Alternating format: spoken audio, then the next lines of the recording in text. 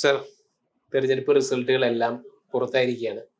U D എഫിന് ഒരു സമഗ്ര ആധിപത്യമാണ് എല്ലാ മേഖലയിലും, തിരുവിതാംകൂറും കൊച്ചിയിലും എല്ലാ മലബാറിലും എല്ലാ മേഖലയിലും. എന്തൊക്കെയായിരിക്കും യു ഡി എഫിന് ഇത്രമേൽ ശക്തമായ ഒരു തിരിച്ചുവരവിന് കളമൊരുങ്ങിയ കാരണങ്ങൾ? അല്ല, ഇത്ര വലിയ ശക്തമായ ഒരു തിരിച്ചുവരവ് ആരും തന്നെ പ്രതീക്ഷിച്ചിരുന്നില്ല, യു ഡി എഫും പ്രതീക്ഷിച്ചിരുന്നില്ല എന്നുള്ളതാണ് വാസ്തവം. കാരണം നമുക്കറിയാലോ, ഇപ്പൊ ഞാനടക്കം നിരവധി ആളുകൾ വിചാരിച്ചിരുന്ന പോലെ, അല്ലെങ്കിൽ എക്സിറ്റ് പോളുകളോ ബാക്കിയുള്ള പോളുകളോ ഒക്കെ പോലും ഒരു 80-85 സീറ്റുകളൊക്കെയാണ് പ്രതീക്ഷിക്കുന്നത്. ഈവൻ ഏറ്റവും കൂടുതൽ കൊടുത്തിട്ടുള്ള ആക്സിസ് മൈൻഡ് പോലും 90 സീറ്റാണ് പറഞ്ഞത്.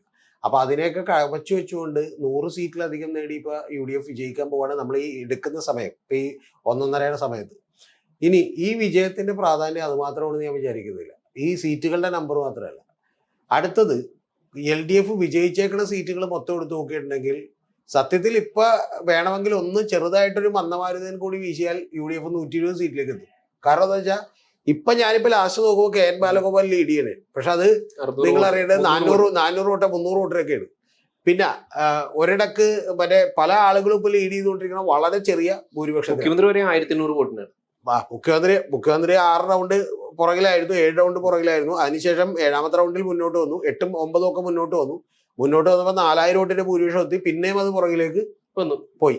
അപ്പൊ ഇത് എന്ന് പറയുന്നത് ഒരു ചെറിയ തിരിച്ചടിയല്ല. കാരണം യഥാർത്ഥത്തിൽ നമ്മളിപ്പോ പറയാം ഒരു മുസ്ലിം ന്യൂനപക്ഷ കൺസോൾട്ടേഷൻ ഒക്കെ ഉണ്ടായിട്ടില്ല എന്നല്ല, പക്ഷെ ആ കൺസോൾട്ടേഷനോടൊപ്പം തന്നെ ഇടതുപക്ഷത്തെ, പ്രത്യേകിച്ചും CPM-ന്റെ പ്രവർത്തകരുടെയും അവരുടെ വീട്ടുകാരുടെയും തന്നെ വോട്ടുകൾ മാറ്റി കുത്തിയിട്ടുണ്ട്. ഇപ്പൊ മട്ടന്നൂര് കഴിഞ്ഞ തവണ 60,000 വോട്ടിന് ജയിച്ച സ്ഥലത്ത് പോട്ടെ, ഒരു 10,000 വോട്ടിന് ജയിക്കണമെന്ന് അവിടെ ഞാൻ ലാസ്റ്റ് കാണുമ്പോൾ നമുക്കറിയില്ല ഇപ്പൊ എന്ത് സംഭവിച്ചിട്ടുണ്ടോ. VK സനോജ് 700 വോട്ടുകൾ ലീഡ് ചെയ്യണം.